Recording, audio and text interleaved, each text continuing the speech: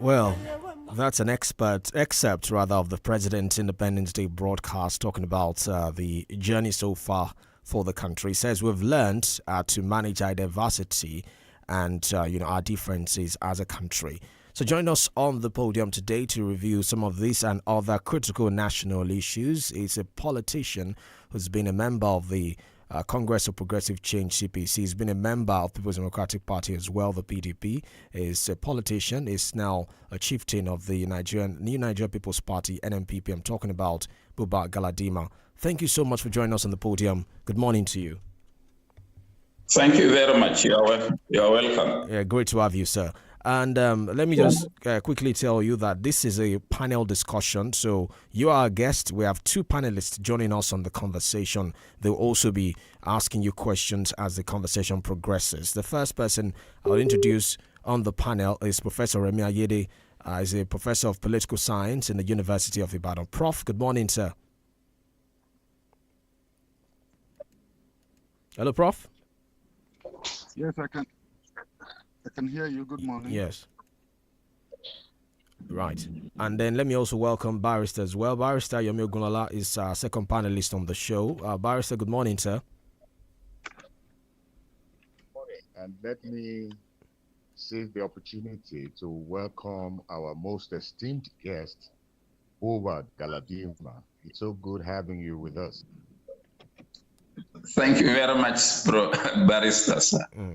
Okay, so let me start with you, sir. Nigeria is 64.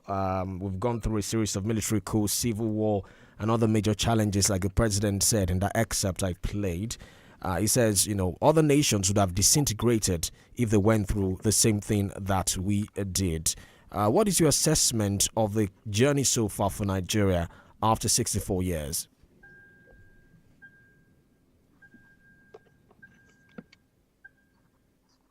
Hello, did you get the question, sir? Yes, are you talking to me? Yes, sir. Yes, I said I would be starting with you. Yes, I did say that. Yes, sir. Well, thank you very much. And other panelists, welcome on this platform. Well, Nigeria is 64 years now. And as we all know, we had gone through ups and downs, as the president has also said. And but the story has not been as rosy as we could have expected it to be when compared to our other contemporaries in the world. With whom we have started together, but they have catapulted in progress and unity of their countries.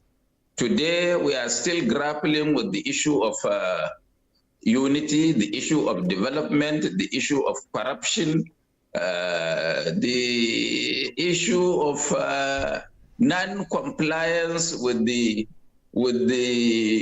doctrine, meaning the Constitution, which holds us together. We really operate the Constitution more so in breach than in compliance, and that had been our bane of problems. Or I can sum it up that it is the issue of failure of leadership and even to a certain extent that of followership. However, it could be better. As Africans would always want to say, which I don't so much believe in, is that we continue to pray and see what God could do in the process. And I hope some of us would still be alive to see this country as we would want it to be before our passing away. I think for now, this would be my opening remark. And as we continue, we will put our views across. Yeah. Okay. I mean, you did say that things have not turned out the way many people expect Nigeria to turn out. In fact, if you compare those whom we started together, their own journey as well. And one of the issues that keep coming up, there's a question of, where did we miss it? In fact, as I said in my introduction, that's what we do every independence celebration. We tend to ask ourselves, where did we miss it? Some people have said it was the event of January 1966, that military coup that truncated, the political trajectory of Nigeria, that we never recovered from that event, triggered subsequent illegitimate takeovers, and also brought about that, horrible civil war that we experienced between 1967 and 70. What do you make of that line of thoughts, that it was from that military coup that we missed it? Well, it could still be yes and no. We had military coups, of course, but other countries had military coups, and they had strong leaders, selfless leaders, incorruptible leaders who straightened up the country. But I think I summed it up as failure of leadership. We had not yet been able to get the kind of leaders that are selfless, that are focused, that are intelligent, who have a mission to really build the country. What we had done in breach is that most of our leaders were only building themselves and their pockets. And they are looking at primordial issues of tribe, religion, or where they come from. I think this leadership issue, whatever we say, we will go around and come squarely and rest on it. And until we get leaders that are concerned with the plight of the ordinary person, or have a zeal to really straighten up the country, we would still be where we are. Some people have also talked about the institution or the system of government being practiced. In fact, the issue of restructuring has refused to go away. Every time there's always that topic being brought up by different stakeholders. Some will say, let's return to regional government. Some would argue, in fact, Elijah Abubakar some days ago wrote to the Senate asking for rotational presidency. Some would say, well, let's devolve powers, let's create more states. So let me pick the issues one by one. Return to regional government is one of the arguments we've also heard in recent days. How does that resonate with you in the context of the challenges we face as a country? Do you think that would, bring the nation to that much desired height? You see, whenever people talk of restructuring and regionalism, I always laugh because students of history would know that we had regional governments. Our forefathers were trying their little best despite their level of education, their level of exposure, but it was truncated by the military. Then we started agitations for states. Of course, the first military coup abolished the regions and declared a unitary system of government in this country. And 6 months or 7 months into unitary system of government, the same military again overthrew themselves. And it was in their wisdom, they thought that Nigeria's problem had been that of regionalism, too much concentration of powers in the regions, and that some of the regions were too big and unmanageable. But they forgot the fact that before then, there were commissions established by the colonial masters to go around the country and ask people as to what should be done. And I think it's the Wilkinson's constitution that addressed that issue. Yeah. And they created 12 regions for 12 states for the country. We thought that has sorted out the problem. Yeah. But the problem started coming back. People were making demands. As I speak to you, even with 36 states in the federation, plus Abuja, people are still agitating for more states. Right. I tell you that. Sir, please hold that thought. We need to take this commercial break. Please hold that thought, sir. After this commercial break, we'll get back and you continue your line of thoughts. Please stay with us on the podium. We're back in a moment. Don't go away.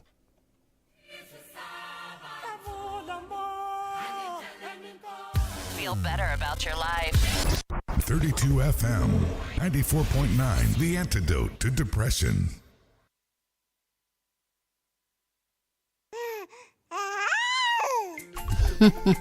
Àbẹ́ ò rí nǹkan ẹ̀bùn pàtàkì látọ̀dọ̀ Ọlọ́run lọ́mọ jẹ́ fáwọn òbí tómi ọyàn sì jẹ́ ẹ̀bùn Ọlọ́run fáwọn ọmọ ó ní gbogbo èròjà aṣaralóore pẹ̀lú omi tọ́mọ rẹ nílò fún oṣù 6 àkọ́kọ́ máa fọ́mọ rẹ ní ọyàn nìkan rántí o omi ọyàn nìkan fún oṣù 6 àkọ́kọ́.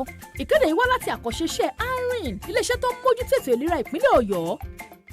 Kò bá jẹ́ 24, 29 tàbí 32 ṣáà ti fẹ̀yìn ẹ̀ pẹ̀lú wa lórí gbogbo ìkànnì ìbánidọ́rẹ̀ẹ́ kàn tẹ 32FM 949 fẹ̀yìn ẹ̀.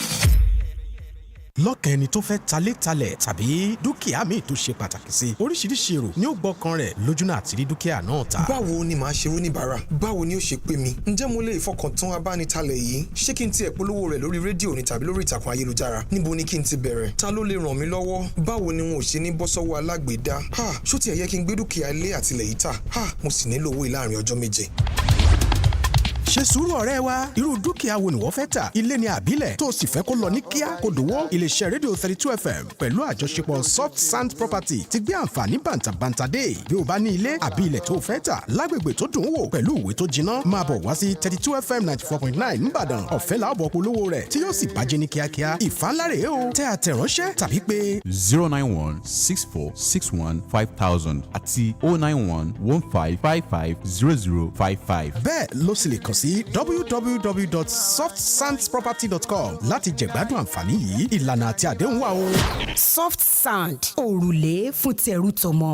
wọ́n ní bẹ́rù bá mọ̀nú rò dandan ni kó mọ̀ pẹ́ dù la fi ń dúpẹ́ lórí ìgbésí ayé mọ́gàjì ilé adésún bá a pèdè ilẹ̀ Yorùbá olóyè Jíkẹ́láì Kọ́láwọlé olóòtú ọmọ àdábánijà wẹ́rẹ́wẹ́rẹ́ bíi fáà bíi fò 40 ọdún pé nídìí iṣẹ́ ìgbóhùnsáfẹ́fẹ́ ọ̀pọ̀ ètò ló sì ti wà ńlẹ̀ pẹ̀lú ọ̀pọ̀lọpọ̀ ẹ̀bùn àgbàyanu ẹ̀bùn àkọ́kọ́ 1 million naira second prize plot ilẹ̀ méjì ọ̀kan fọ́kùnrin ọ̀kan fóbìn third prize 500,000 naira fourth prize 400,000 naira fifth prize 300,000 naira. Sixth prize 250,000 naira. Seventh prize 150,000 naira. Eighth prize 100,000 naira. Tó fi mọ́ ọ̀pọ̀lọpọ̀ ẹ̀bùn gbà má bínú àti bẹ́ẹ̀ bẹ́ẹ̀ lọ ní Jogo Center Liberty Road Ìbàdàn níbi tí Súlẹ̀ Àlàó Adékúnlé Màláíkà ti máa dàlúbọ̀lẹ̀ láti wá aṣọ ẹbí tí gbogbo wa fi wọlé ńjọ́ yẹn ẹ kàn sílé Adésún Yẹmẹtu Òjé ńbàdàn tí ò jìnnà sílé epo Total Ìdí Ayò rẹ̀ Òjé tàbí ládojúkọ Splash FM Fẹ́lẹ́lẹ̀ Ìbàdàn Kọ́lá Olóòtú pé 40 ọdún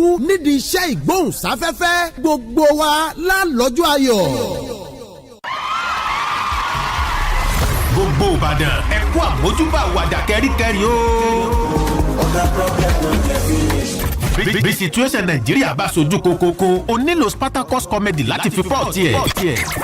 ọdún kẹwàá rẹ̀ tí rapping daddy ti ń múnú aráyé dùn the seed of Africa làkórí tọdún yìí ẹ̀wá rẹ̀rìn àrín tàkìtì nígbà táwọn ọ̀jìnì adẹ́rìn pòṣónú bá ń da zigi bolẹ̀. Dr. Smile, Bash, BBO, Wòlíì Àgbà, Délé, Ozen, Kàmọ́, Bàbá Aláríyá, Obama, Kenzo àti bẹ́ẹ̀ bẹ́ẹ̀ lọ. Ọjọ́ Sunday, October 6 gangan lóru òkìje inú gbọ̀ngàn MAF 21 lórí Ring Road Ìbàdàn máa sọkútù wọ̀wọ̀. Bẹ̀rẹ̀ látago 3 ọ̀sán 3K lówó wọlé regular VIP 10K VVIP 50K ìjókòó ọlọ́lá ń bẹ nípele 250K 500K àti 1 million. Ó yá sáré yá mú tíkẹ́ẹ̀tì tirẹ̀ lórí 0703 137 3320 triple gbòòsà fáwọn alátìlẹyìn èjìká tí ò jẹ́ ká so yẹ lọ́rùn Design Bricks Home and Properties You Fit Fly Malta Guinness Daddy Event ló pákéjì ẹ̀. Spartacus Comedy Season 10 The Seed of Africa Nàìjíríà ló gòkè pẹ̀sìn àìgòlà.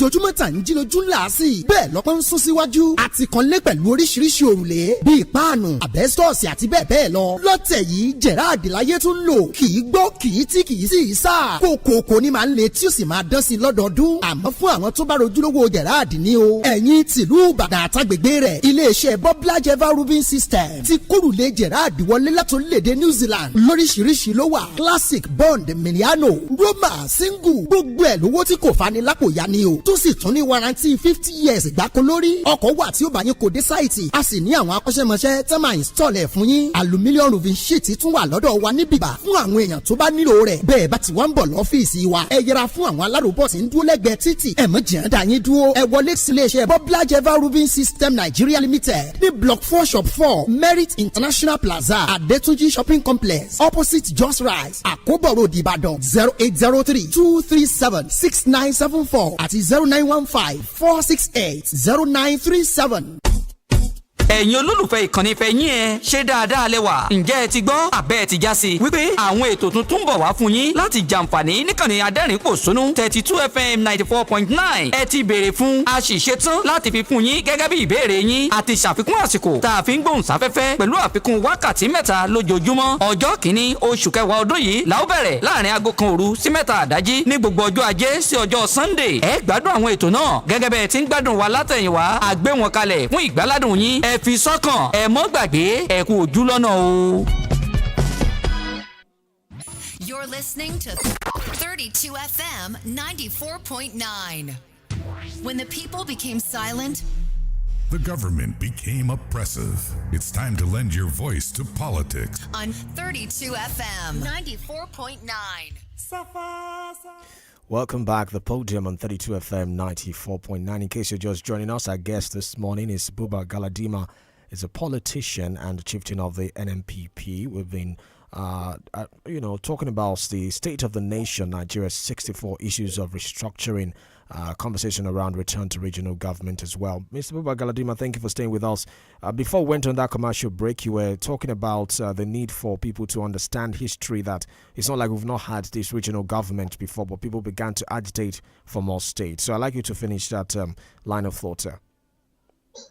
Yes, well, as I said, as the National Assembly, as we speak now, is currently considering the amendment of the Constitution. And before this National Assembly, there are over 100 requests for state creation. So how do you really look at this and compare it with the agitation for regionalism? So we have tried regionalism, we have tried unitary system of government. Now we are trying states. All of them seem not to satisfy some sections or some strata of our people. The issue is not whether we practice regionalism, we practice unitarianism, or we practice statism, or we practice parliamentary system, or we practice presidential system, or we practice monarchy. The major issue facing Nigeria is that all of us are not agreed to allow any system work according to the rules. And as far as all of us would not agree to really play the games by the rules, then Nigeria would continue to be flip-flopping around. This is our major issue. Our patriotism should be to make sure that Nigeria works. But for me, not all of us that look at the country from that prism. And as far as we don't have that patriotism and allowing either leaders or the led to do what is right, then we will continue to be in trouble. So let's count. The issue now revolves against both the led and the leaders, right, which we must address for us to move forward as a country. Right. Okay, let me go to our panelists now. I'll start with Barrister. So we'll be asking you some questions. Barrister, you have the floor. Yes. Thank you very much. Let me welcome you again. Thank you. China is 75 years old. They also celebrated their independence a couple of days ago. And between 1949, when they gained their independence, and now, we all can see the various transformations that have attended that country. Nigeria is 64 years and still crawling. I want to agree with you that the bane of the Nigerian situation has been leadership. So the question I am asking is, in 1999, you were the chieftain of ANPP. From ANPP, you moved to CPC. From CPC, you decamped to PDP in 2017. And now you are a member of the NNPP. If we say the problem with Nigeria is leadership, can someone like you, who has been a part and parcel of the Nigerian history and leadership, be exonerated? Well, no. Definitely no. No, in the sense that not because I am bad, but because I have not done enough to hold those who lead responsible. So I am also part of the problem, because if Nigerians will stand up to their leaders and make sure that they do what is right, they follow the rules and behave as humans to each other, to us, the led, then we would have a better society. But I want to make a small correction. I was a pioneer member of the APC transformed to ANPP. Then from there, we moved out to CPC. Each time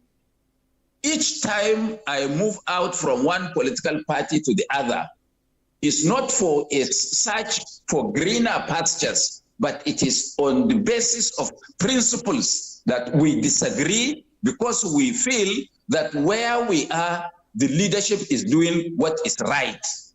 Then from CPC, we moved to APC. Of course, I was a signatory to the formation of the APC. And again, it is still the issue of leadership, because the basic minimum to which we all of us agreed to sign up to form the APC was what was in breach again by those that lead. And we had that disagreement violently. We had to move out. We didn't move. I didn't move to the PDP. I have never been a member of the PDP. Rather, I was made, when I led the group as chairman of the RAPC, reformed the APC, which had Bukola Saraki, Senate President, which had Aminu Tambuwal as Speaker of the House, Rabi Ukonkwaso as Governor of Kano State, Rotimi Amechi, and a host of others.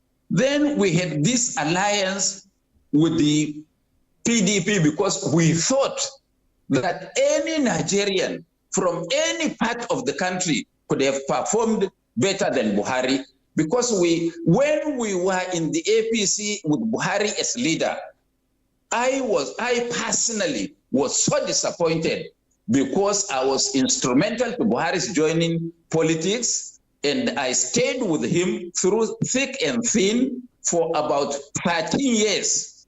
And Buhari was the greatest fraud that has happened to Nigeria. He deceived all of us, showing another picture. We never knew that he had another inner Buhari within him, just waiting for us to grab power and come out in his true colors. So I was never a member of the PDP.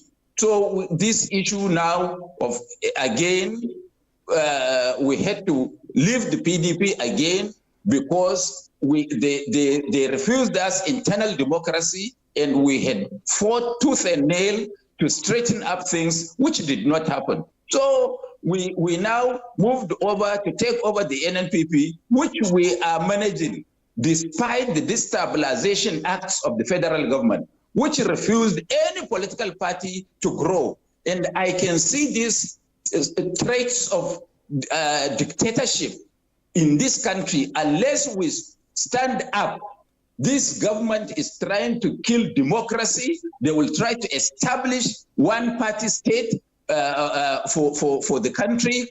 And I do hope that it does not lead them to eliminating political opponents. Okay, let me go to Prof now. Prof, you have the floor. Hello, Prof. Yeah, thank you very much. Yes. I think I agree with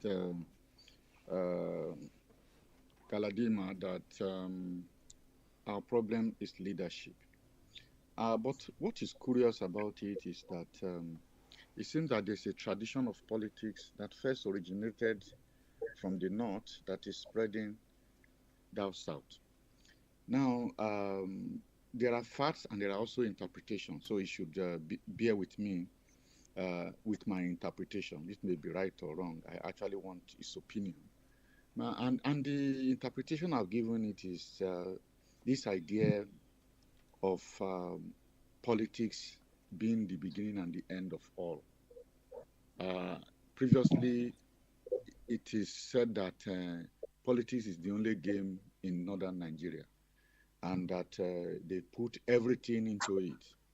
And it seems that right now we now have a situation where some elements in the south have taken that theory and put everything into politics. And what we found out is that when the North adopted that strategy, it was in power for a very long time. Neither the North nor Nigeria has enjoyed development. Now the South has taken cue from the North, and we're also seeing elements of the South who think that politics is the beginning and end of everything. Power is the beginning and end of everything, and they are also now in power at the national level. And it seems that it's not only the North that is being underdeveloped. The kind of underdevelopment that the North has seen is creeping gradually into the South. If he agrees with my interpretation, I would like to hear. If he disagrees, I also like to know his opinion. But whatever his position is, I want him to talk about how we can address the situation of where everything is put into achieving power, but what power is used for is completely funny. For personal aggrandizement, to the extent that poverty continues to deepen. And so we have seen the height of poverty in the North. We are also seeing that the South is gradually also being impoverished. We see the almajiri in the North, which also is something that we can never see in the South. But if you come to the South now, you look at the street, you see street urchins in their numbers, like you have never seen before. So what is his take on this position? Right. Well, Prof, thank you very much for this question. I would want to agree with you because I held one view for a long time, for a long time since NPN days.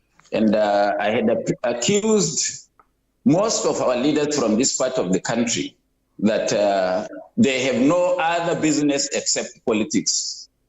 And whoever does not have a means of livelihood and relies in politics would have no opinion of his own. Because you have to dance to the tune of those in authority or in power who have got who holds the levers of the distribution of our common wealth for you to survive.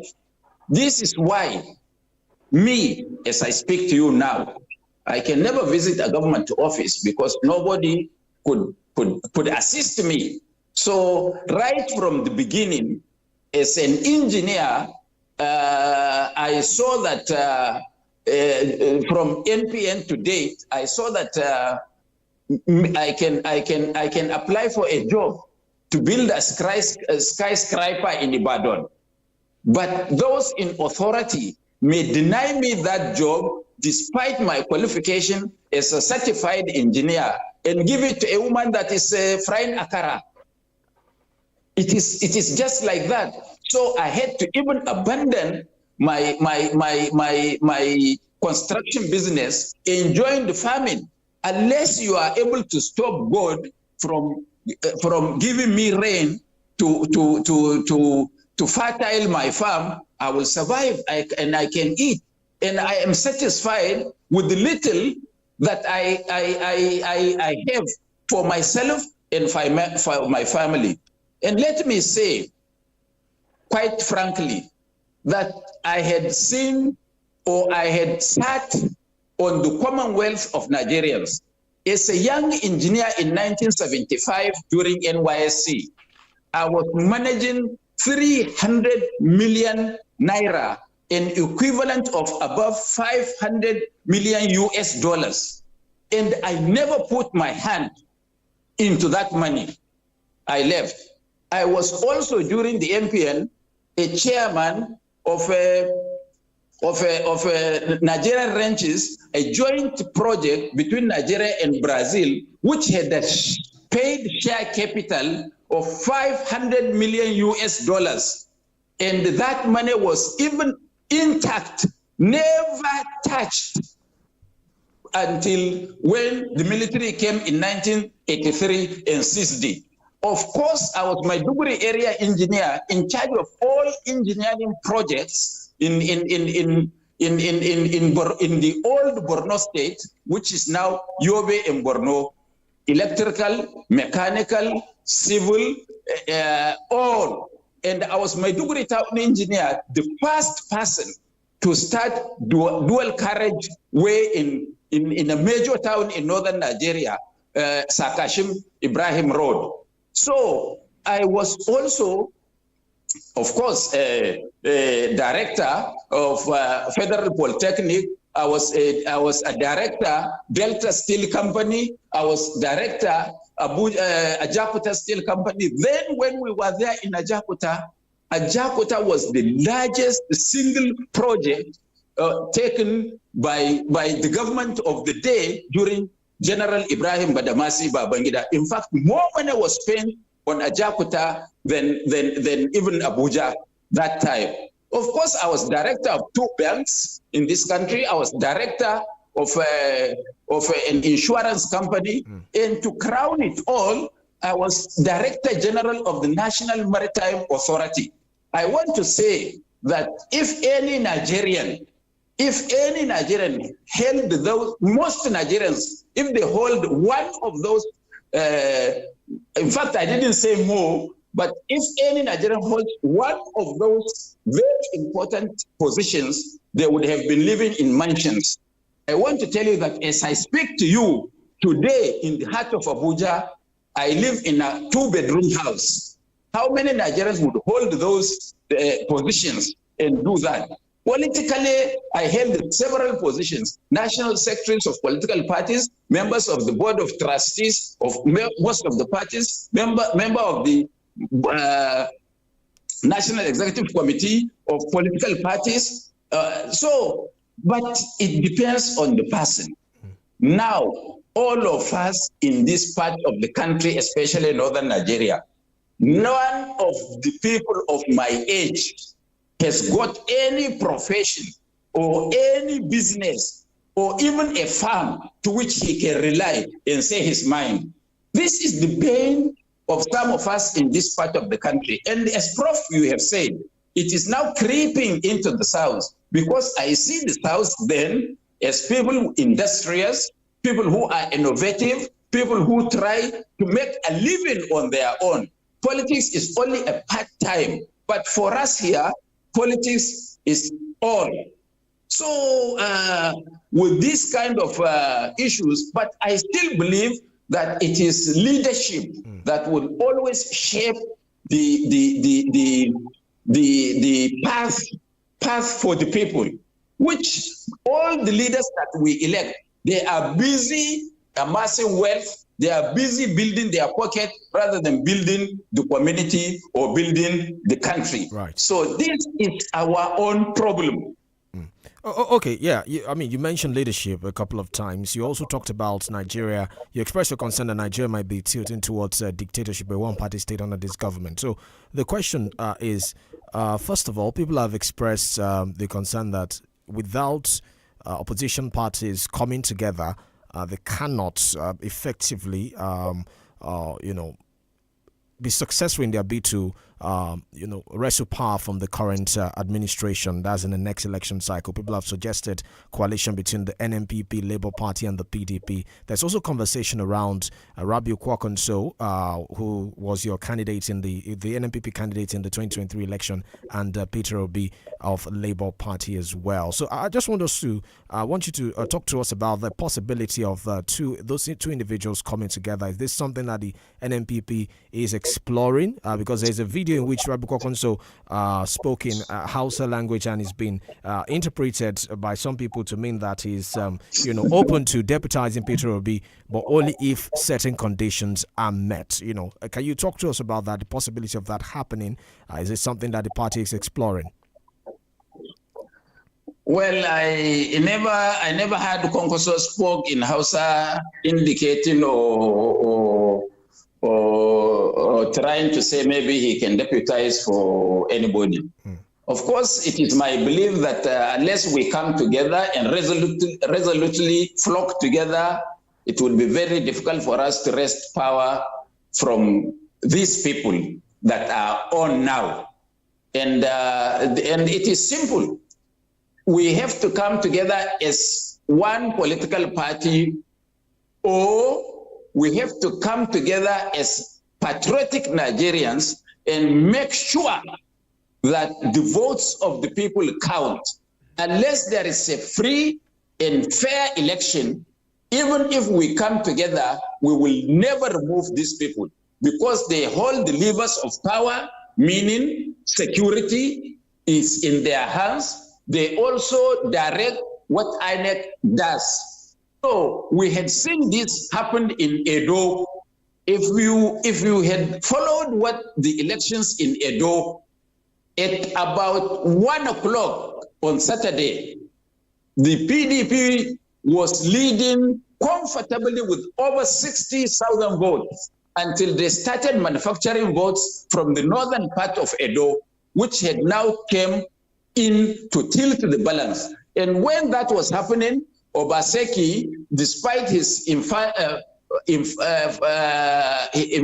despite his own problems with some leaders with whom he disagreed in Edo, he tried to go to the counting center. He was physically stopped by the security agents because they know exactly what they had wanted to do, and they were doing exactly what they were briefed to go and do. And you could see that both the electoral officers and the security officers are people who are related to certain figures within or are aligned with the APC.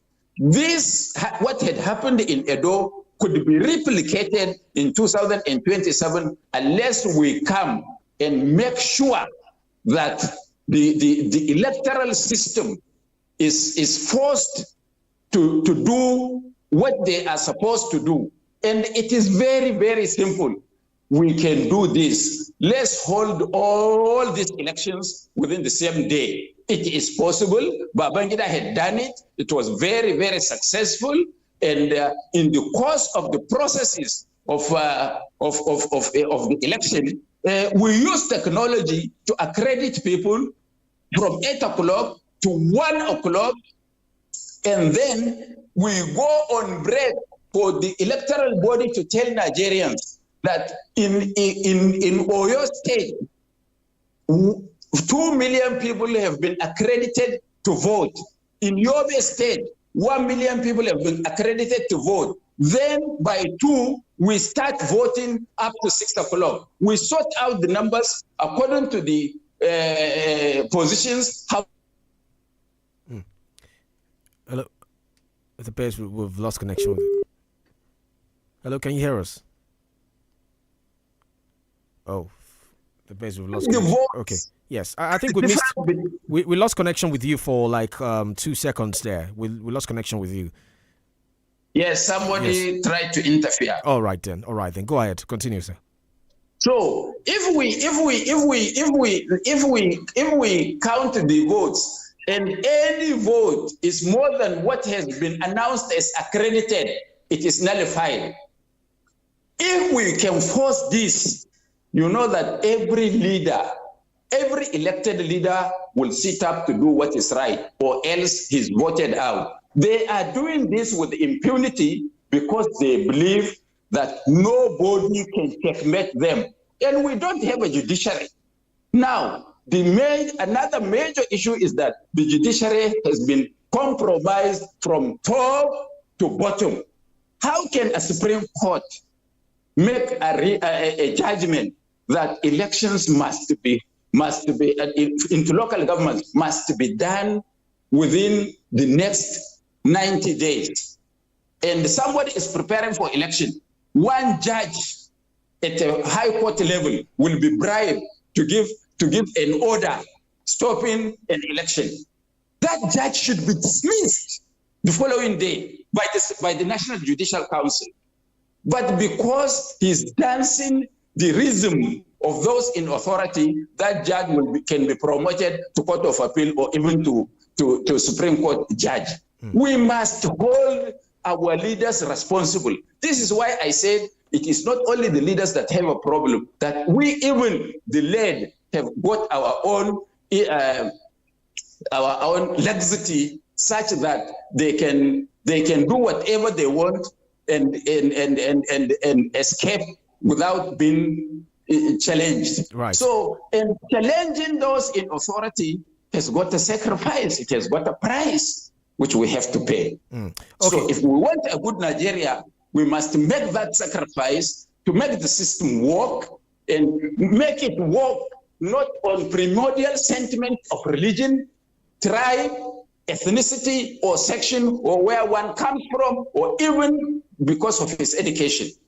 Okay, so if it's about sacrifice for the country to work, I have a couple of questions for you. The first one is Rabiu Musa Kwankwaso ready to sacrifice his presidential ambition to form a coalition, even if it means he's going to be a vice to somebody else? He's ready to make that sacrifice for that to happen. The second question. Why can't he be a vice to a better person?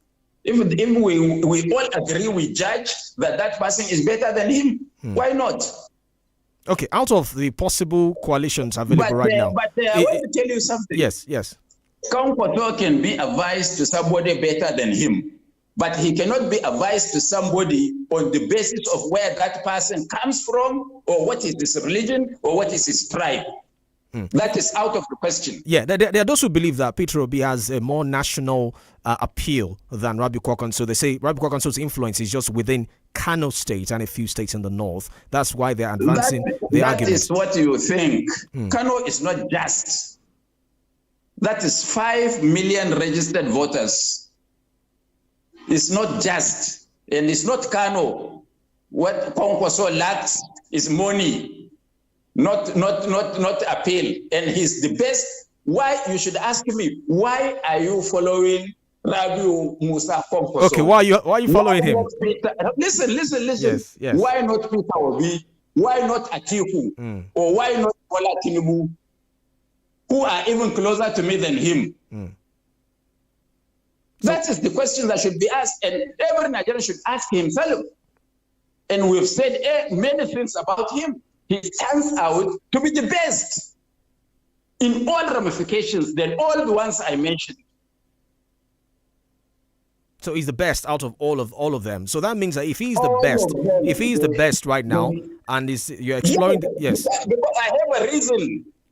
Because his antecedents and his handwork is there for everybody to see. None of them has got the record of performance. 10% of what he has done in Kano. But Bola Tinubu, Mr. Buba Galadima, Bola Tinubu's supporters during the campaign were making reference to his performance in Lagos. They say, he's the architect of modern Lagos and he was going to replicate that at the national level. But, some of the supporters now are saying something different. So if you're happy Kwankwaso's competence on his achievement in Kano. Let me assist you. Yes. I'm closer to Tinubu than you, even though you may belong to the same tribe. We are friends. Right. He knows that. Right. You can never detach what has happened in Lagos from the hands of the federal government. And tell me one project that stands out in Lagos that can be ascribed to Bola Tinubu. It was only a media hype So Kwankwaso did not get the media hype in Kano. Of course, we are in a far removed. He's in a far removed place that cannot be seen by some people in some other parts of the country. Okay. And since the politics in Nigeria has been monetized, it is who pays the piper that dictates the tune. It is who has given money that can be eulogized and praised like praise singers. We can close a blind eye. Okay. So if you're saying that is the best out of all of them presently, that means the possibility of a coalition is thrown out of the window, because he has to see somebody that is better than him before he becomes the person's deputy. So that means he's still going to be the presidential candidate. So you're hoping that whatever coalition comes up, he will be the presidential candidate. Let me tell you, what we need is not even a coalition. What we need is that is working by the rules.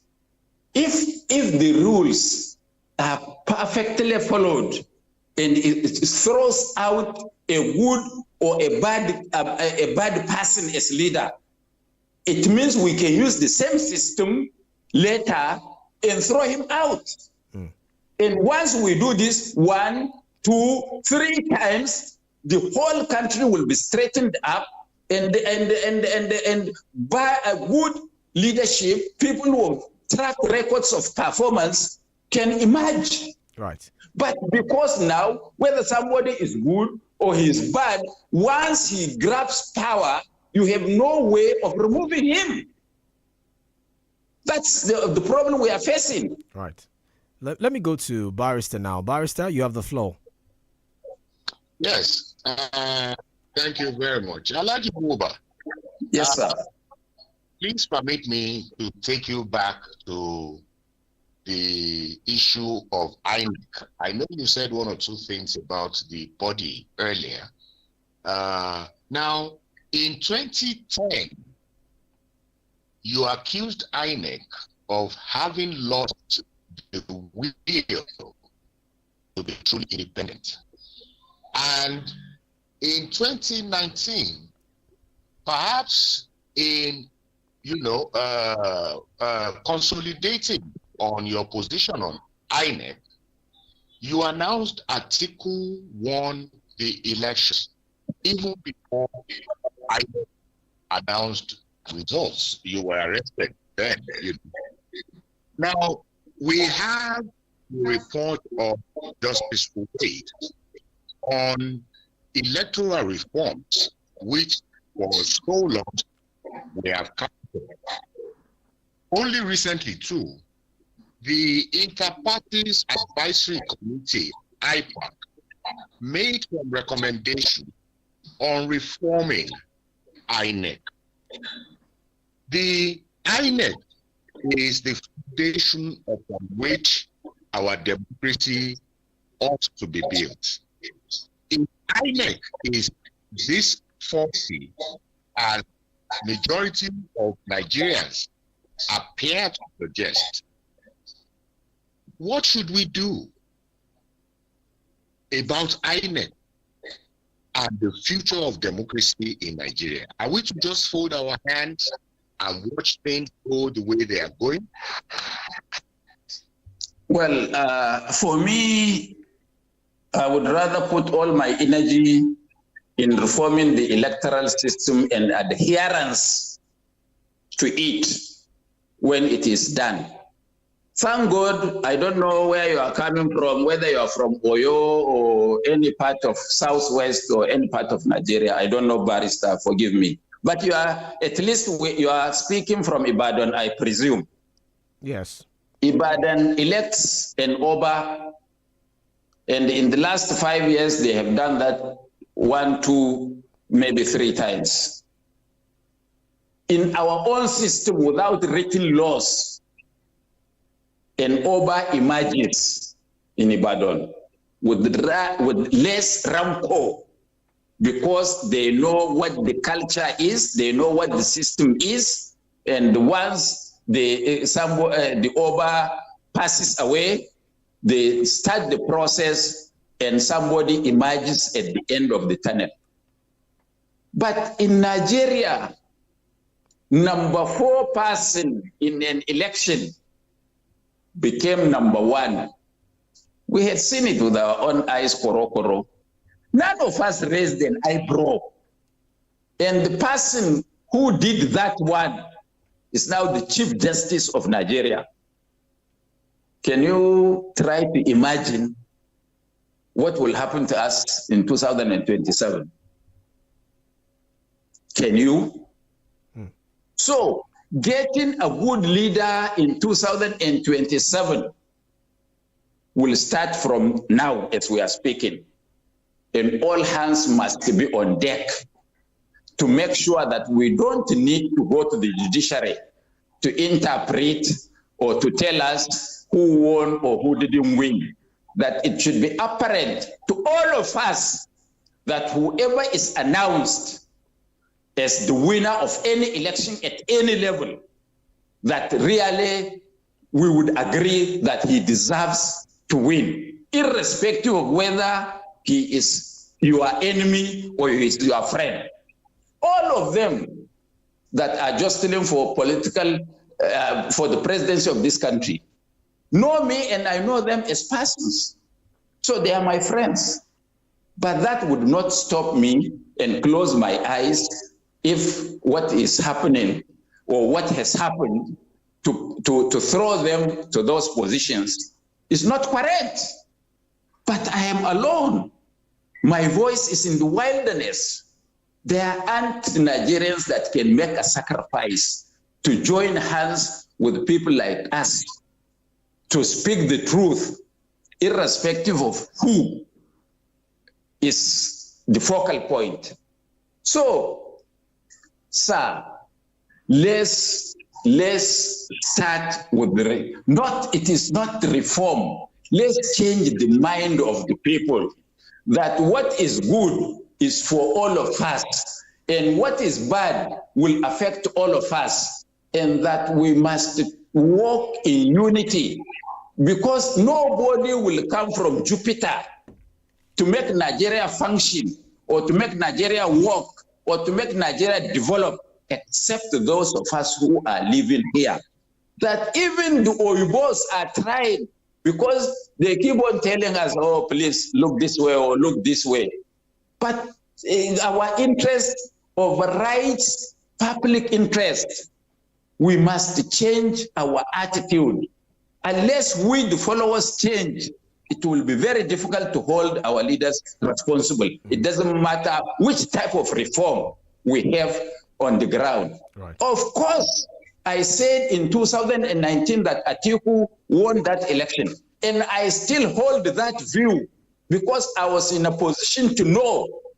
By the time I made that announcement, I knew that from our local agents at state level, we had all the results of the election. And when they were collected, we collected them, INEC was collecting it. There was a world of difference from what we have from our agents locally and what has been announced by INEC for Buhari. And all of us kept quiet. Oh, it is Northerners, let them go and kill themselves. No, it is Nigerians. If we have held Buhari responsible and threw him out, all of us, nobody would come and try to play with our intelligence. It doesn't matter from where he comes from. Okay, let me go to Prof now. Prof, you have the floor, sir. I think he's right in terms of when we see a problem far away, we always have this tendency of thinking it's happening there, it's not yet here. So it's not for us, it's their problem. That's how kidnapping became a national problem. I think that this attitude of we and them, it creates opportunity for self-serving politicians to have their day. You are talking about mobilizing Nigerians to speak with one voice. Given this the divide and rule strategy that has been in operation from colonial times, which our own indigenous leaders have perfected to divide Nigerians. Is it possible to ever have a common Nigerian front against any government? Because you are putting it forward as a major solution to the tendency towards dictatorship. My own premonition is that this dictatorship will stand, and something probably more dangerous will be the catalyst for the kind of change that you are talking about. Absent that kind of change, as Leninists would say, the worse, the better. So it seems that we need to have a terrible situation that makes the dangers of dictatorship very obvious, like we had during the military regime, for Nigerians to be able to challenge this kind of thing. So 2027 appears to me too close for that kind of expectation. What do you think? Prof, don't say it is too far. Now, when we have nothing to eat, you know, a hungry man is an angry man. He can spontaneously misbehave. And me, I'm not, let me tell you something again that you may not believe. I'm not even averse to dictatorship. Okay. I'm not even averse to military dictatorship. What I'm averse to is inability of those that have an opportunity as leaders to dispense justice and do good to every Nigerian. I don't want to be an ingrate like the Libyans had been, and now they are paying for it. Gaddafi, by all imaginations, had been a dictator. But that is a benevolent dictatorship because the ordinary Libyan lived a better life, had a better opportunity, had no stress in any form. When Gaddafi was leader, he had everything at his disposal. But us here, the dictatorship is not for the development of the country, but the dictatorship is for the development of one's pocket. That is what I'm against. So, still it revolves back to leadership. In Ibadan now, you people know better, you live there. You go to Sabo, the Yoruba man, and the so-called Hausa man, because you people don't know anybody from the north is Hausa. Maybe 90% of those that you call Hausa are not even Hausa people, because you don't know the Hausa. So they do their businesses, they interact, they are friends until elites like us go to insinuate to them that this is your enemy. This is from the north. This is a Hausa man. This is a Yoruba man. This is this. This is that. The ordinary people in Nigeria, they are very easy to manage. And left to them, they can unite and integrate. In Kano, they do businesses, Igbo man, Hausa man, Yoruba man. They do businesses together. They don't even notice those differences. They are neighbors to each other. But we, the elites, are our own major problem of the country. That is why we allow leaders who use religion, who use ethnicity or section to ascend to power, hang on by divide and rule. We must also get rid of this nostalgia from our brains. For some of us, over 70, well over 70, we have our body pass in our hands. We can live anytime, but I can see a bleak future for Nigeria until all of us decide that we want a better Nigeria. Okay, I mean, let's come back to the current administration. I mean, I did say earlier that when he was campaigning, people talked about his achievement in Lagos. It's been over a year now, is still asking Nigerians to be patient. There's been a report of his cabinet saying that they met an economy that was in tatters, in so much debt that we're in a recovery stage, so to speak. Even in the Independence Day speech, he also talked about the patience as well. So the first thing I want to ask you is, what's your assessment of the administration? Do you see anything that suggests that there's going to be light at the end of this tunnel after all? Do you share the president's optimism? The second one, there's a rumor about, a speculation about a coming cabinet reshuffle. What would you like to see in that cabinet reshuffle if it does happen, as been talked about in some quarters? I don't want to hear anything about any cabinet reshuffle because nothing will change. Soldier go, soldier come. I see going to look for people that can stand up to him and tell him, look, sir, this is wrong. Look, sir, the people are suffering.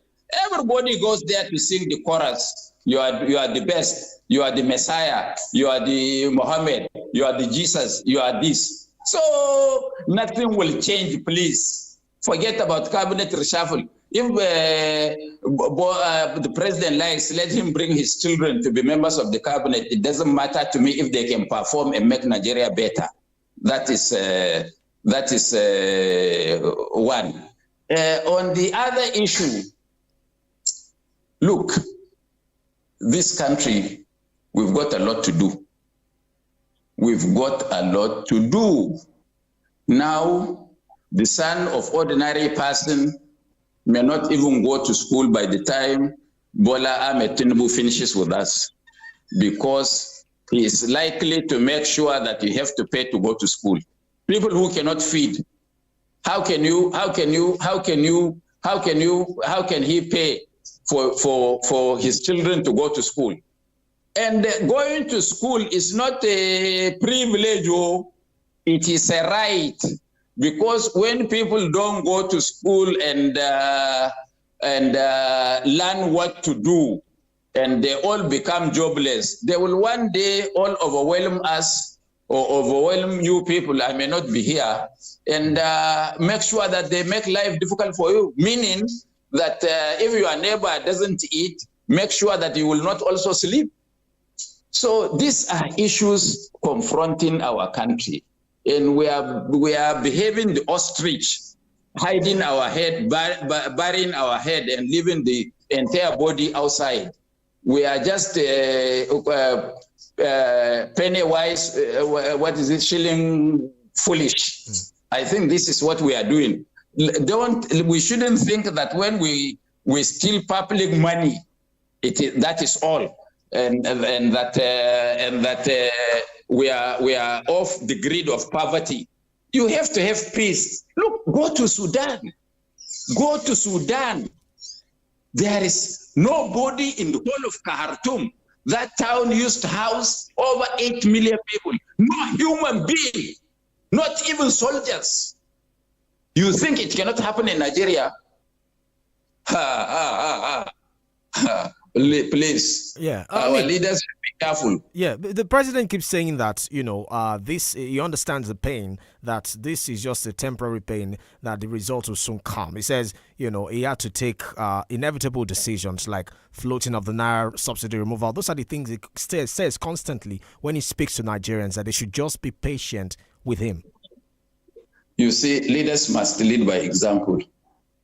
His behavior and lifestyle did not convince Nigerians, at least did not convince me, that he knows the people are going through pains. You buy a plane for $150 million, you refurbish it with $50 million, you build a house for your vice president, 20-something billion, and you tell me that people should be patient.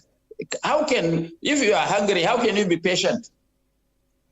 How can you be patient? Look, they must lead by example. They must lead by example. This is why a lot of people, I wanted the professor to commission a study on Kwankwaso and what he has done in Kano. I want him to do that so that he can be convinced that why some of us think that he can be the best of the Lord. You must commission a study. This lifestyle of our leaders now is what will anger us to match it them one time. They must come down to our own level and sympathize with us. And we see them through our prism that they are really serious. They have to come and lead us instead of just lining their pockets with money. They must come and give us direction as to how we can survive, and practically too. Okay, let me go to Barrister now. Barrister? Hello, Barrister? Are you with us? Yes. Yes. Okay. I am with you. Right. Thank you very much. Now, Alhaji Buba. Yes, sir. I know you have a passion for local government administrations. I can remember way back during the time of Obasanjo that you opposed reforms, Obasanjo's reforms on local government. Recently, the Supreme Court came up with a judgment granting financial autonomy to local governments. Some watchers saw that move as an attempt by the federal government to take direct control over the local governments. And with what is happening in Rivers State, particularly with respect to the elections which was billed for today, I want your take on how far we have gone with local government administration, if we are truly on course. Well, thank you, Barrister. This is one of the best questions I've gotten. I want to say that I had attended the 1987 Constituent Assembly that prepared the ground for this Constitution of 1999. I was a member also of the 1994 Constitutional Conference that also touched on some of the issues raised or some of the deficiencies of the 1987 Constitution. I was also a member of the Jonathan's 2014 National Conference. So I'm in a position to talk about this issue because I wasn't an armchair member of those conferences, 3 of them on a stretch. In fact, I was a rallying point despite my age, because when it was time in 1994 for South to present their common view and North to present their common view, Dr. Alex Ikweme, the former vice president, late now, was the one that presented the position of the South. And I had the privilege and honor, despite the presence of people like General Shehu Eradua, Atiku Abubakar, General IBM Haruna, and General Abba Kyari, and a host of others, to be elected to present the northern position. So that was a high mark in my life. So I know very well the intendment of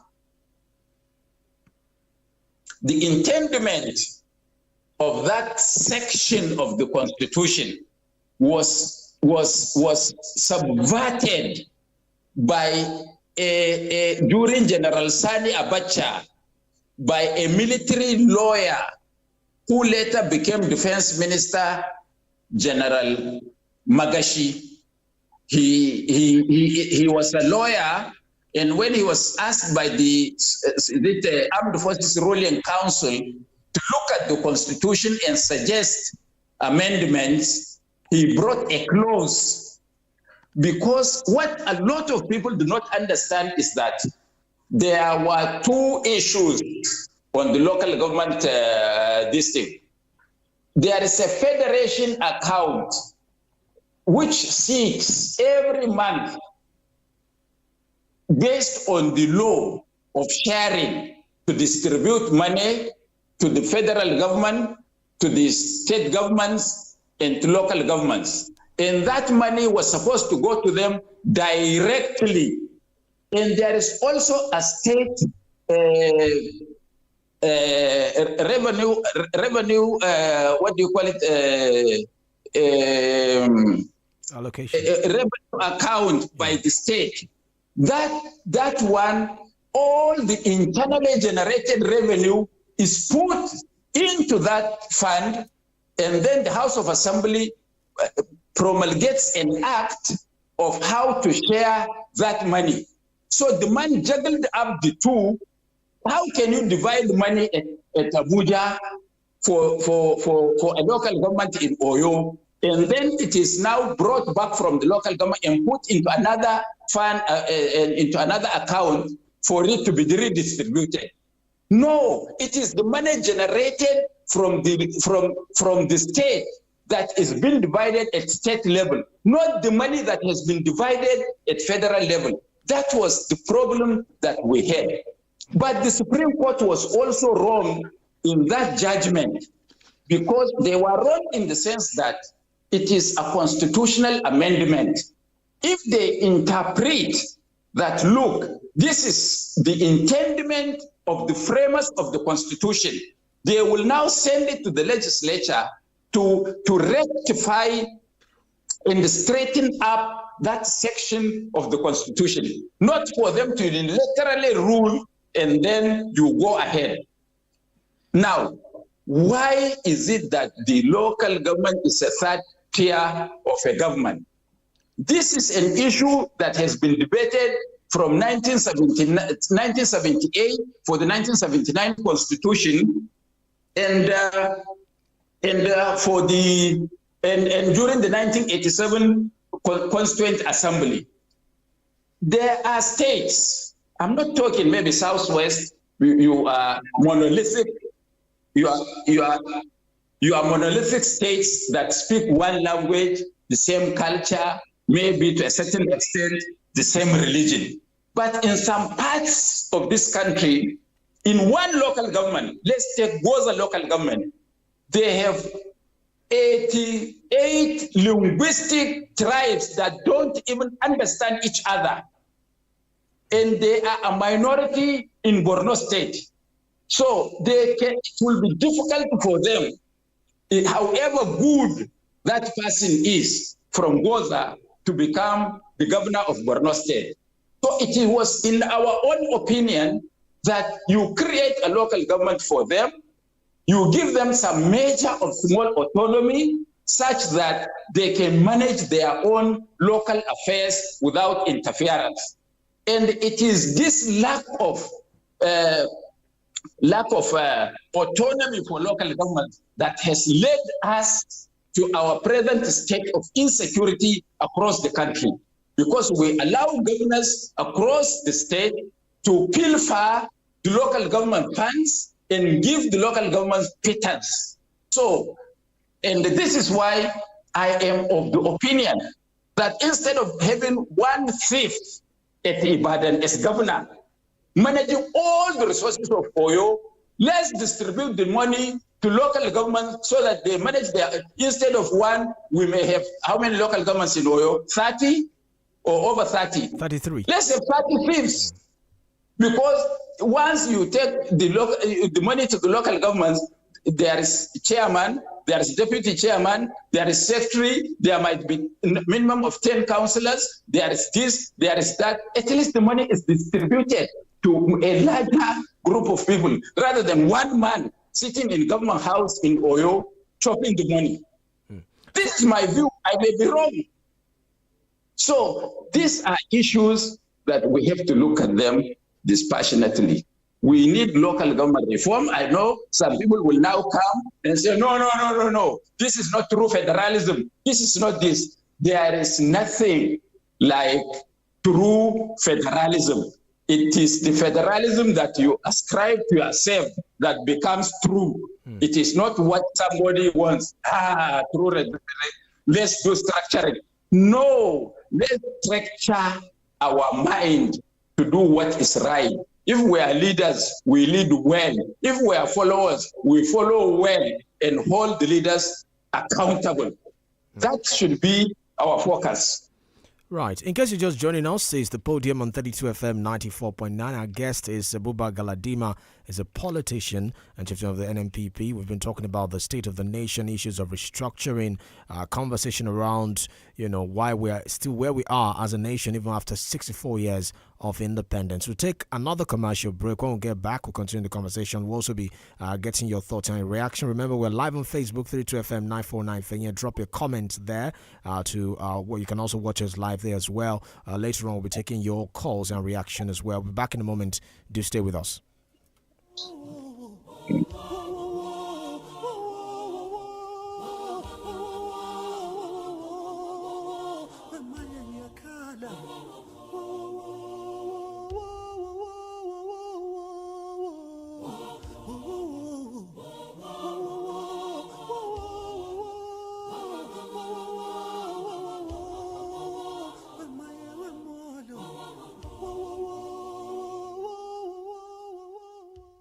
Feel better about your life. 32 FM 94.9, the antidote to depression.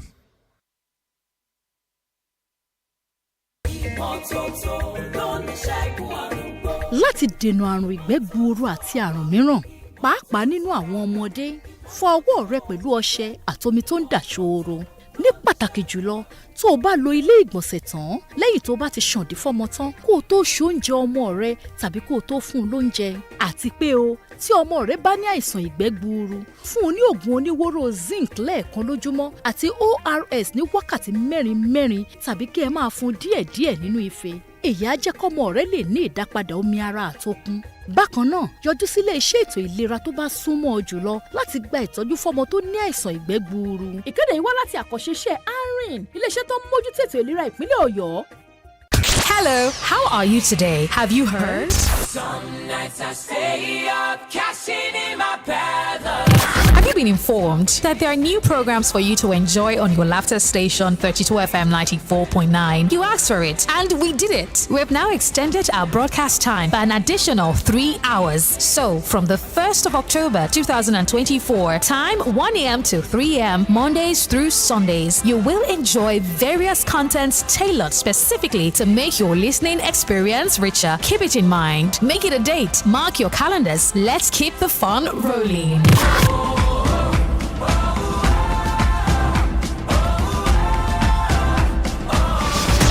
32 FM 94.9. ẹ̀yin fans mi.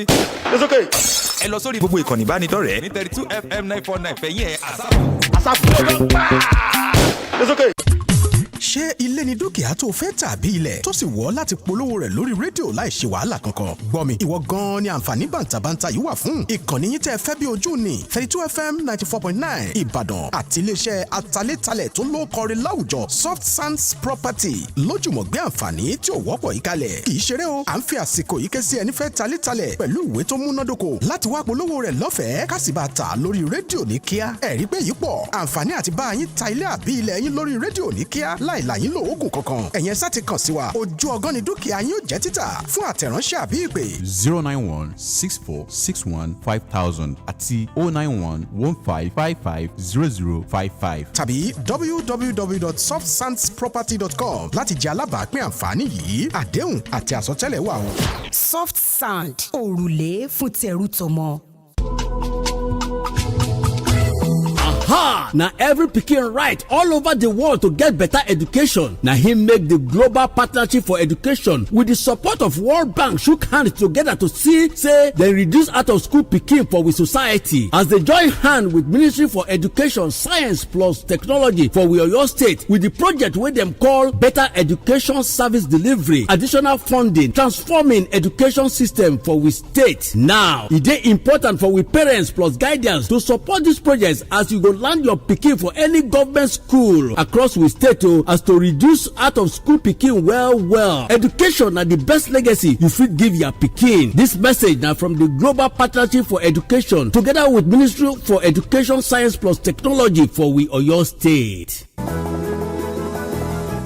Golden Golden Chance Lotto. Shey you dey gbadun games? Shey you dey play Lotto? Shey you go like to play Lotto without stressing? You no go kiosks. You fit no even play online. Make you no worry for data. Golden Chance Lotto dey here for you. Make you dial *7005# with your MTN line for any phone to play and win big. You fit even check games results and you go collect wetin you win with the USSD. Play any of Golden Chance Lotto indoor and Ghana games. No forget, our indoor games dey easy to win. Golden Chance Lotto don give you a better way to become a millionaire. No forget, *7005#.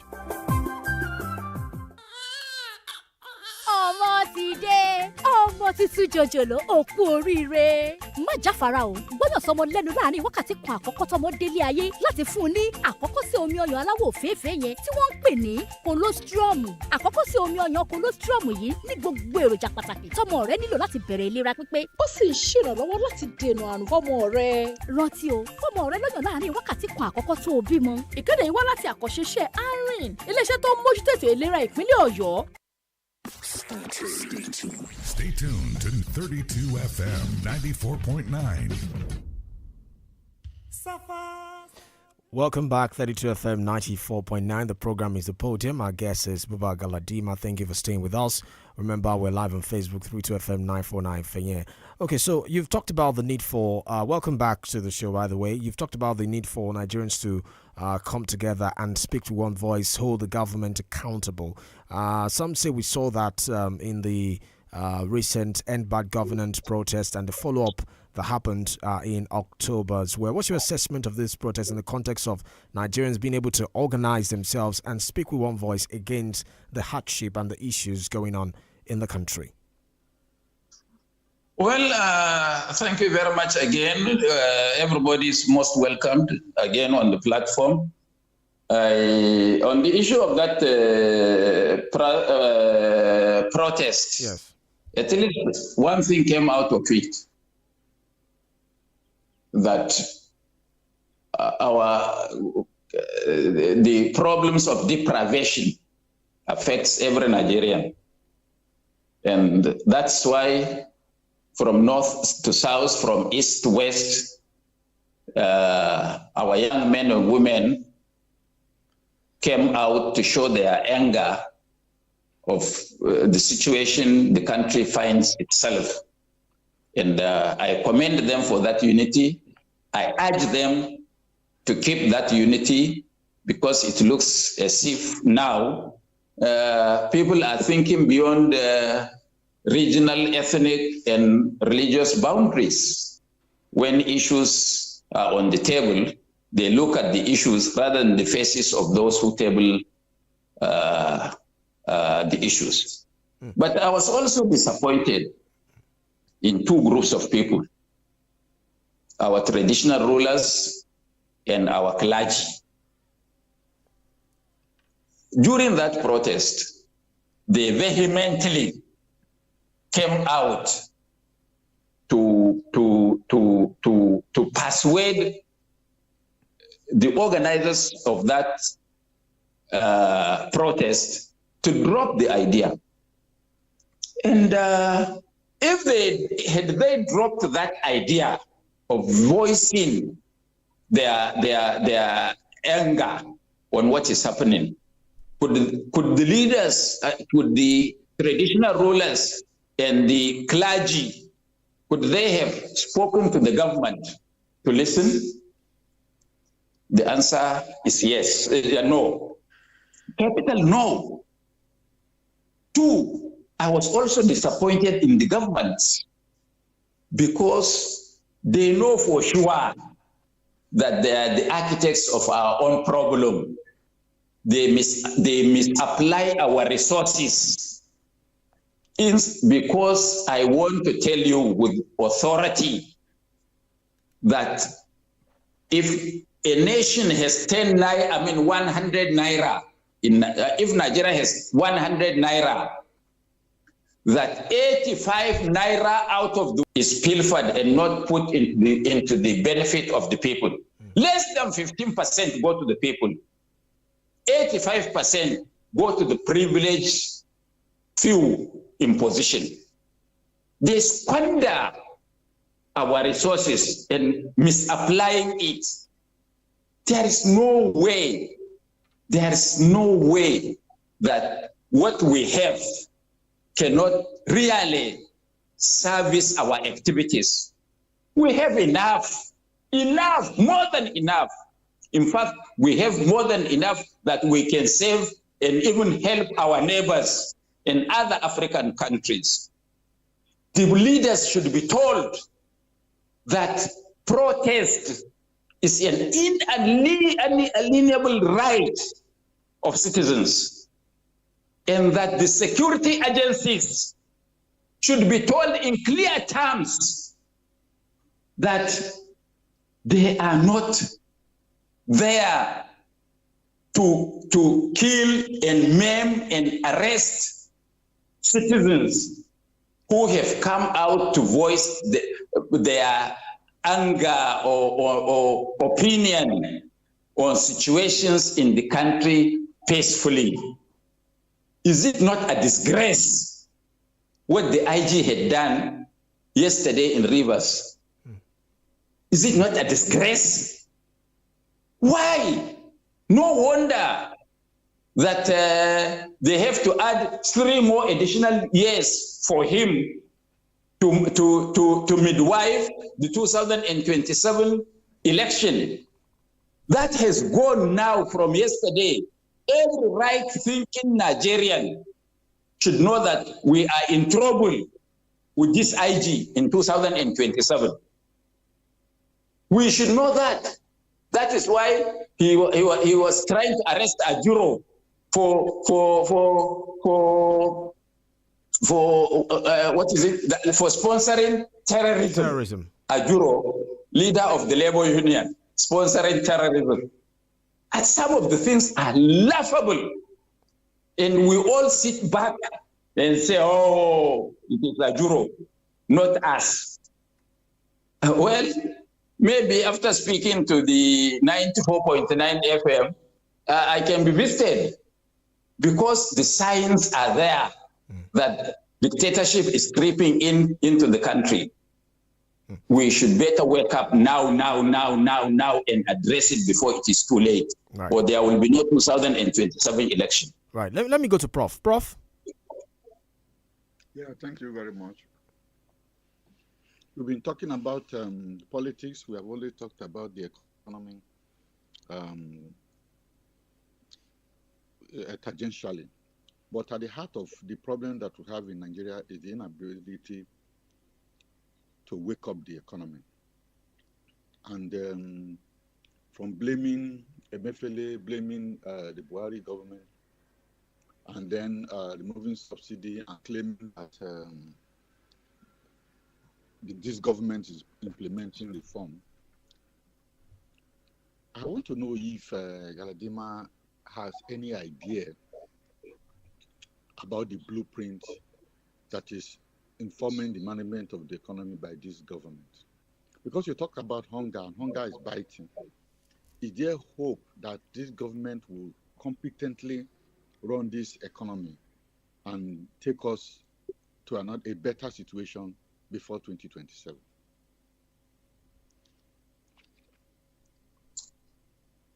Can I come in? Yes, please. Yes.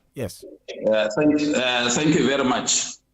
You see, I think Prof has forgotten something. Right from the beginning, President Ahmed Bola Tinubu never promised Nigerians anything.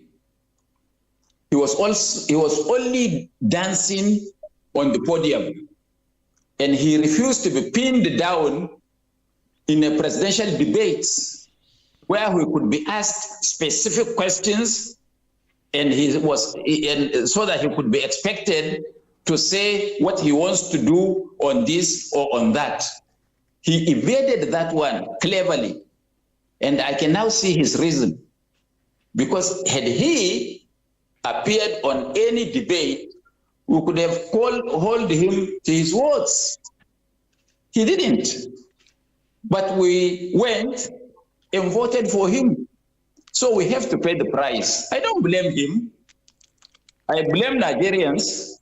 He is doing the right thing, and he had the audacity to tell our leaders and religious leaders recently that he bought this presidency with his own cash. So what bullshit are we talking about? That is not the last. There is no agenda. There is no blueprint for the economy. All that some of us expected is that the press has told us that the Lagos boys are coming, that they have got the magic wand to make Nigeria an El Dorado within 6 months. Now we have seen what the Lagos boys are doing. In fact, I can pass judgment that they don't know anything. They are glorified illiterates that the press has catapulted to Olympia heights. They don't know anything. And as far as the issue of the exchange rate is not addressed, we will never, never, never, never get it right.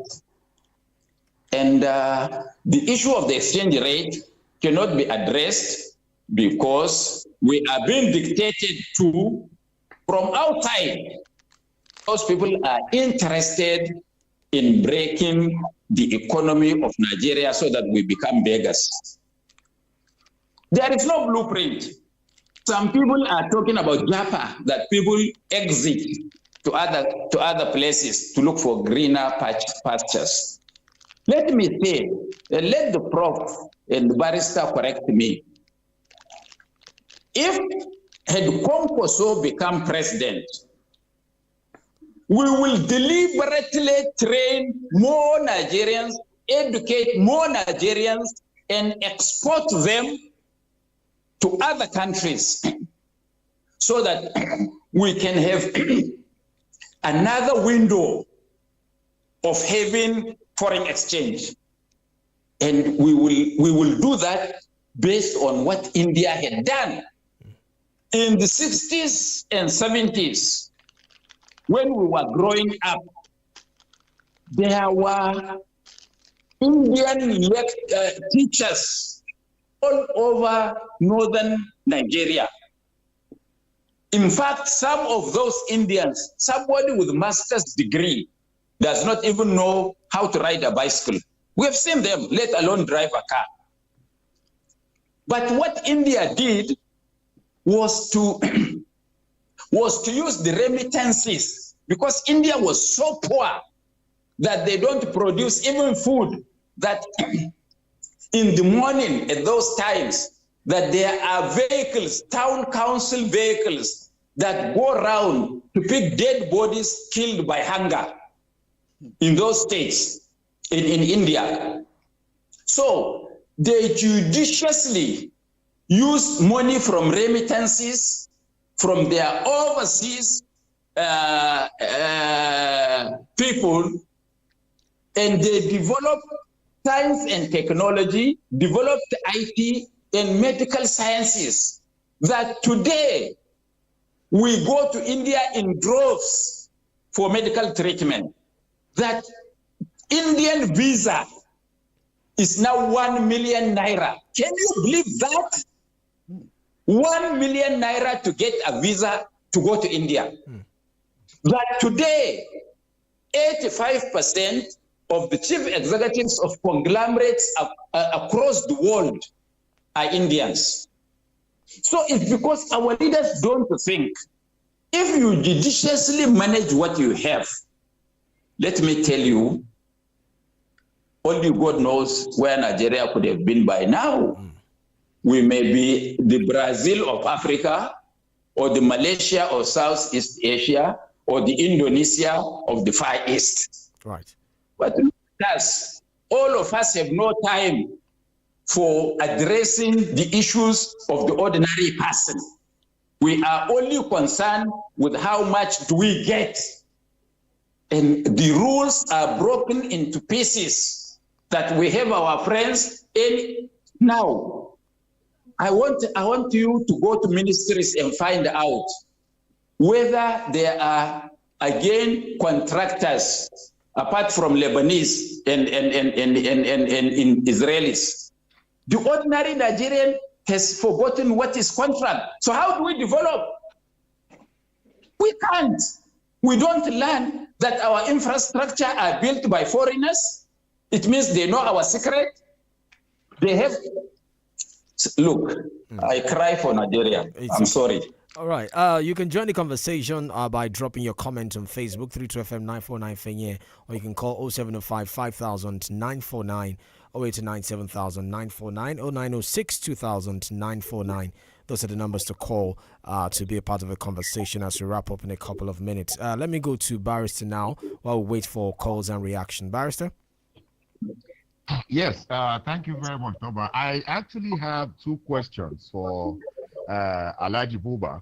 I will ask one now, and if time permits, ask the second one. Right. Alhaji Buba, there is a controversial position that you appear to have taken, and I will not let you go today. Barrister, could you hold that thought? Let's see if we can take this call. Yes. Hello.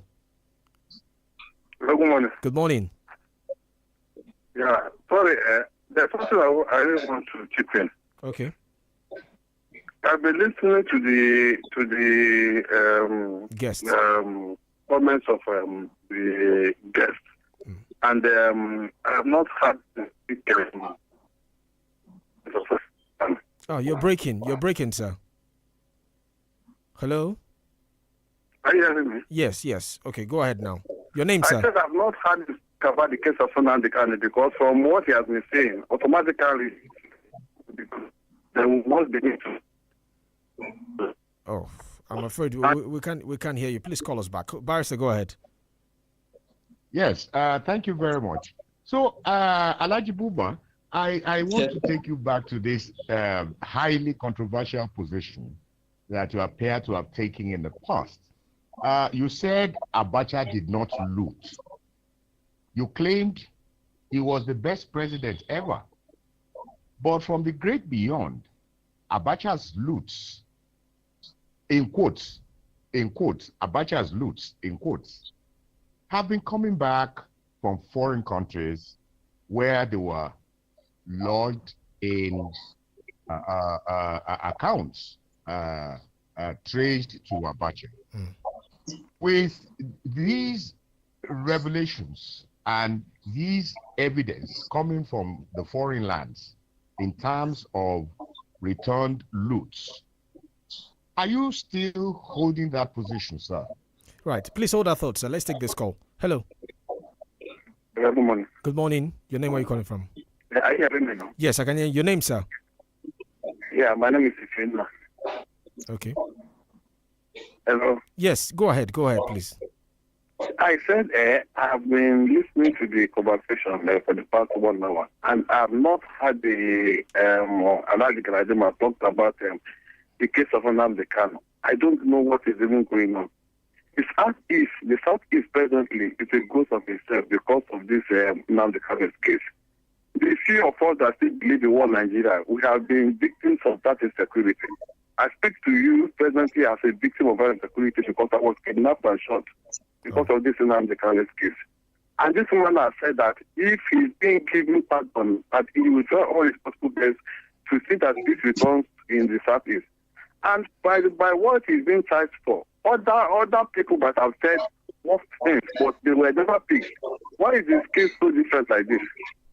Okay. All right. Thank you. All right. Alhaji Buba, go ahead. Yes, quickly on Abacha loot. Barrister, I still hold the view that the monies that were returned to Nigeria, that were monies kept in accounts belonging to Nigeria, not in the name of Abacha. And if there is any of the monies that was returned to Nigeria in the name of Abacha, putting his name and the money belonging to him, then I can accept your view. But the monies were kept in an account, and many countries, and even now, I want to assure you that you can find out that Nigerian governments, successive governments, keep monies in certain accounts in case of eventuality when there is sanction against them. So it was the ingenuity of the Abacha government plus his advisors, heads of governments elsewhere that had problems with Western countries that advised him to do so. And I would know because I was a very, very, very, very close person to that government. Of course, I told you that I was Director General of the National Maritime Authority, and whoever maintains the national, an idea or has a knowledge of how the economy of the country performs. That is for Abacha. And for Nnamdi Kanu, if I want an escape route, I could only say it is sub judice, then I can refuse to comment. Okay, I guess yes. I guess the caller was saying that people have said maybe a political solution should be pursued to resolve this because it appears we have a legal logjam. You see, it's also our knowledge of politics and how we play politics that sometimes plays certain things. When you talk of an individual as a member of your tribe and hammer that one, it creates some suspicion in the minds of the other people. The Nnamdi Kanu issue should be a national issue than a tribal or national issue if a political solution is to be found to it. Okay, 0705 500949. 089 and I think you didn't get answer. Okay, let me take this. Hello. Hello. Good morning. Good morning, Alhaji Galadima. I'm Jide. I'm calling from Calabar. Right. During the last administration of General Muhammadu Buhari, it was Alhaji Galadima that made us see that he described former President Buhari in other as we don't know this. I don't know the president. He doesn't know him. I'm afraid you're breaking. Mr. Jide, you're breaking. Hello? Oh. Yeah? Oh, I'm afraid we can't hear you, Mr. Jide. We can't hear you. So I guess he was trying to ask you about the former administration of President Muhammadu Buhari, that you were close to him, that he presented a different picture and when he got into power. So at the time you were close to him for those 13 years, you didn't sense that it was going to... Okay, maybe it's the one calling back now. Hello? Yes, Gile calling back. Yes. Yes. Now, I like to Galadima knew the former president inside out. Now, and he used to say so much things about him that the parents used to ignore him. Now, I want to ask him this morning, how will you describe before the 2015 election, we were told President Buhari was an anti-corruption man and all that. How will you describe, he that knows him very well, the former President General Buhari? Okay. How would he describe him? All right. So I think that's a question, Alhaji Galadima. I said, I addressed this question. Maybe he didn't listen to me. Yeah. In the first place, I said Buhari was the greatest fraud that has happened to Nigeria. He hoodwinked all of us, including those that are very, very close to him, that I could go into his bedroom, but I could never read his mind from the construction of his face. And I thought I had done enough psychology to understand people, but I never understood him until he became a different person in power than when he was looking for power. I don't think I have anything to add to that. All Nigerians could assess by now what he was. Of course, I apologized publicly because I was one of those that misled Nigerians. Let's take this one. Hello. Hello. Good morning. Good morning. This is John OLORUNTOBA. I'm calling from Uzupa. All right, go ahead. Thank you, Alhaji Galadima. I'll be listening to you and I'll be enjoying the conversation. But my question, I have two questions for Alhaji Galadima. And the first one is, as he close to President Bola Ahmed Tinubu, and they have said a lot about him, and some agree. So I agree virtually many of them. But that question is still as also close to the Kwankwaso and his ally to Kwankwaso, the former governor of Kano. If happen that tomorrow, as we are hearing the rumor of forming the alliance together, the party, if tomorrow the NFPP, which we know that former governor Kwankwaso belongs to, is now pitched his tent to Bola Ahmed Tinubu, if Alhaji Galadima will still continue with Kwankwaso or not? Okay. The second question is this. Well, I think I better address this question quickly. Okay. What is the stand of Alhaji Galadima on restructuring? Okay. Okay, I think he addressed restructuring already, so we'll take the question on Kwankwaso. Alhaji Galadima, quickly. Look, please. All these issues being Kwankwaso working for Tinubu, Kwankwaso will work with the Tinubu, Kwankwaso will do this. There is no empirical evidence, even one, to suggest that. And I want to say that if you see the amount of destabilization that the Tinubu government is doing to the government of Kano State, and the amount of blackmail and media destruction of Kwankwaso's person, I don't think you need, when you have such a friend, you need another enemy. Okay, we're wrapping up now. We're wrapping up. So, Barrister, I don't know if you can quickly squeeze in that question, but you have to make it very quick because we're wrapping up, and then we'll get Prof's final thoughts before we close the program. So, Barrister, very quickly. Hello, Barrister? Oh, yes. Thank you very much. I thank you for the privilege. Alhaji Buba. Yes, sir. This year, you are 76 years old. You are our father, and you have seen so much. I saw that in most of your answers to the questions, concerning the problems with Nigeria, you alluded some to the leaders and then some to the followers. It has always been my own position that when the flock is lost, the problem lies squarely with the leaders. In Nigeria of today, where people can barely afford a meal, do you think Nigerian followers have the capacity to be principled? We heard that the election that was conducted in Edo, people were offered as high as 20,000 naira. Can a hungry man refuse such? And if your answer is in the negative, what then is the future of this country with the continued impoverization of the Nigerian masses? Well, you have answered yourself with this last statement. Those that control the levers of authority pauperize us such that we will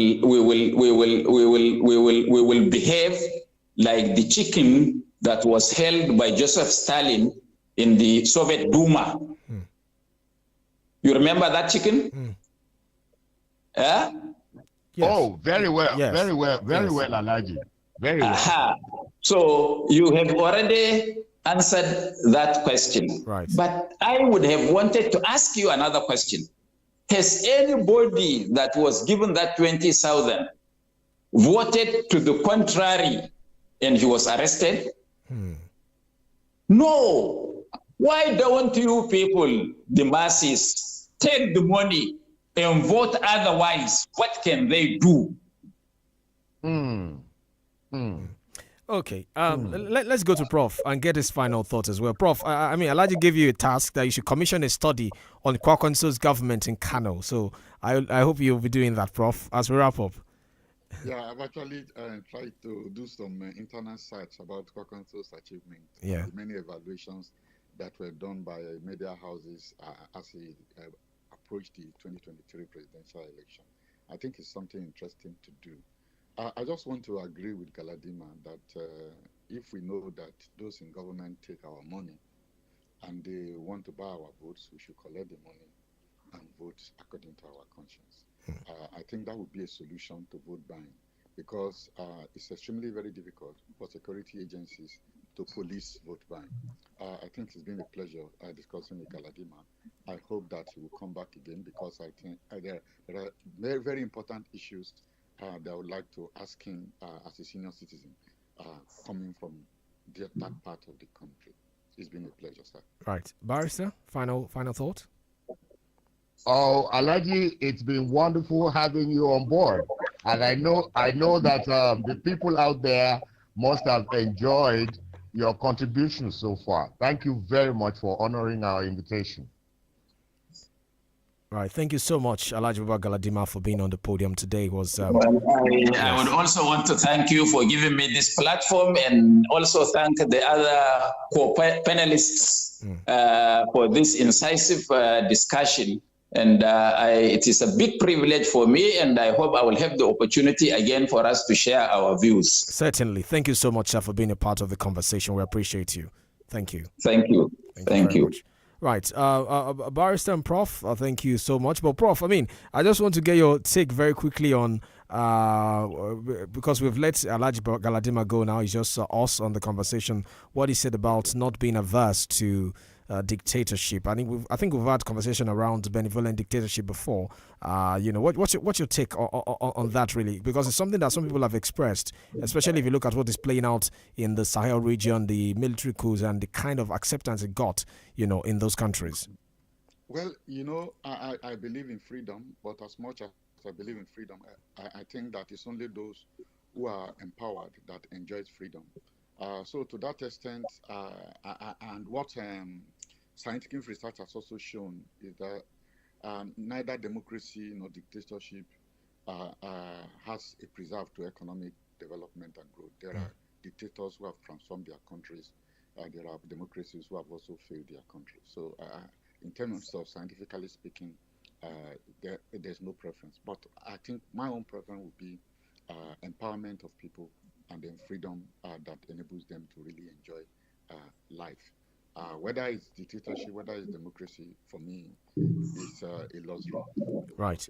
Thank you so much, Prof. Barrister, your take on that quickly? Yes, thank you very much. I think it is most unfortunate, that we have this level of mediocrity, in the leadership structure of the country that is now leading our people to look back and consider military dictatorship as an option. It is a failure of leadership, that leads to that, and it is most unfortunate. Right. Thank you so much, Barrister. Thank you, Prof. Thank you to my producer, Agbalabo from Moscow. My name is OLORUNTOBA YUSUF. Enjoy the rest of your Saturday morning. Bye for now.